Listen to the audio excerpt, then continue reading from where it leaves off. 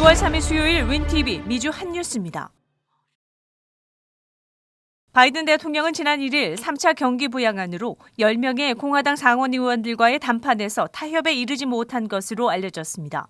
공화당 의원들은 바이든 대통령의 1조 9천억 달러의 경기 부양책은 규모가 너무 커서 현금 지원 1,000달러를 포함한 약 6천억 달러 규모의 수정안을 제시한 바 있습니다. 협상이 결렬됨에 따라 바이든 대통령과 민주당 측은 무리가 되더라도 기존에 약속한 1,400달러 현금 지원을 포함한 1조 9천억 달러 규모의 경기 부양책을 고수하고 독자적으로 추진할 것으로 보입니다.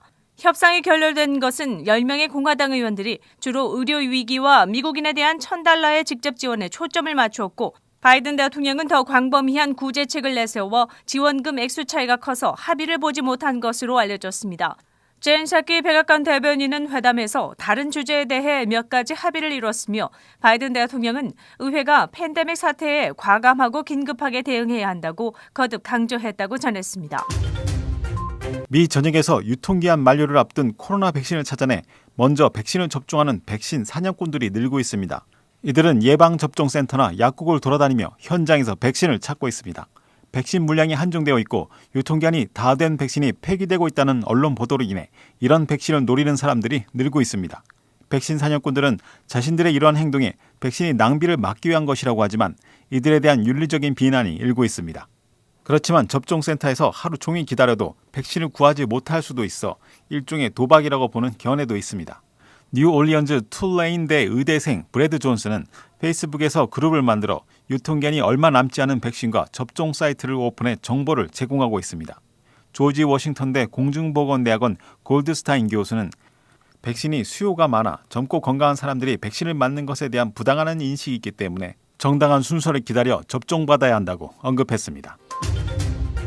미 질병통제예방센터 CDC의 데이터에 따르면 미 전역의 상당수의 너싱홈 직원들이 코로나 백신 접종을 거부했다고 밝혔습니다.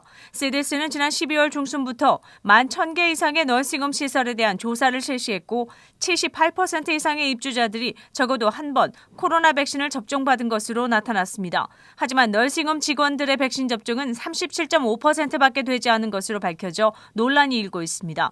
CDC는 이 문제를 개선하기 위해 의료 종사자들과 직원들에 대해 더 많은 커뮤니케이션과 홍보가 시급하다고 밝혔습니다. 바이든 대통령은 연방정부 학자금 대출 상환을 9월 30일까지 연장한다고 발표했습니다. 대출금 상환을 중단해도 9월 말까지 연체료나 이자가 붙지 않게 됩니다. 또한 270일 동안 대출금을 갚지 못한 사람들도 대출금 상환이 연기됩니다. 이번 행정명령은 지난해 2차례 연장된 뒤 1월 말 종료될 예정이었으나 바이든 대통령은 9월 말까지 더 연장했습니다. 대형 소매업체 월마트는 지난 1일 미 전역의 인종차별 해소를 위해 1,430만 달러를 기부한다고 발표했습니다. 기부금은 5개년 계획의 일환으로 인종 간 불평등 해소를 목표로 하는 12개의 비영리 단체에 분배됩니다. 이번 기부는 월마트와 월마트 재단이 5년 동안 총 1억 달러를 기부하려는 계획의 일환입니다. 월마트 인종형평성 센터의 커스티 심스 선임 소장은 성명을 통해 월마트는 미국 내 대기업으로서 인종차별적인 사회의 시스템을 변화시키기 위해 우리의 기업 가치를 잘 대변하는 기관을 발굴해 지원을 아끼지 않을 것이라고 밝혔습니다.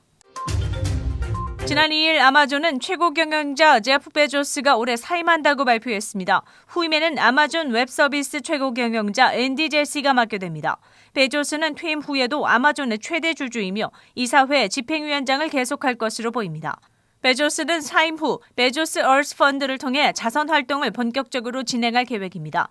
기후변화에 관심을 많이 갖고 있으며 우주 탐사 회사인 블루 오리진과 자신의 소유인 워싱턴 포스트에 많은 시간과 에너지를 쏟고 싶다고 밝혔습니다. 아마존은 1994년에 설립돼 온라인 서점으로 시작했습니다. 하지만 2020년 210억 달러의 기록적인 매출을 이뤘고 지난 3분기 연속 사상 최고의 실적을 달성한 바 있습니다. 2월 3일 수요일 코로나19 현황입니다.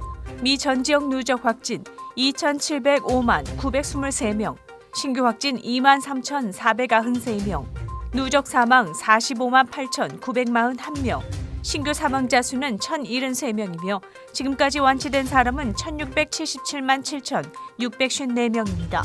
일리노이주 누적 확진 113만 4,231명, 신규 확진 3,314명, 누적 사망 19,375명이며 하루 새 신규 사망자 수는 69명을 가리켰습니다. 다음은 어제 기준 각 주의 신규 확진자와 신규 사망자 수입니다.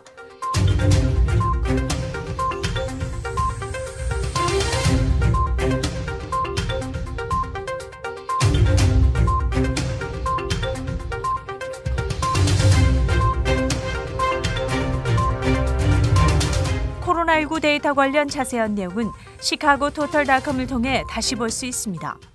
윈TV 24.5와 MCTV 24.6 방송은 공중파 채널을 통해 시청하실 수 있습니다. 코로나19 비상시국 뉴스24에서는 여러분의 제보를 기다립니다. 제보 전화는 224-283-8200번입니다.